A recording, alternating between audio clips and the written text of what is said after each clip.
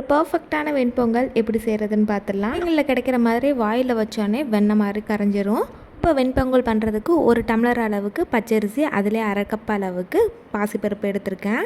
5 வாட்டி கழுவிட்டு 1க்கு 4 பங்கு அளவுக்கு தண்ணி சேர்த்துட்டு தேவையான அளவுக்கு உப்பு, 1 டேபிள் ஸ்பூன் நெய் சேர்த்துட்டு குக்கரில் 4 விசில் வச்சு எடுத்துக்கலாம்.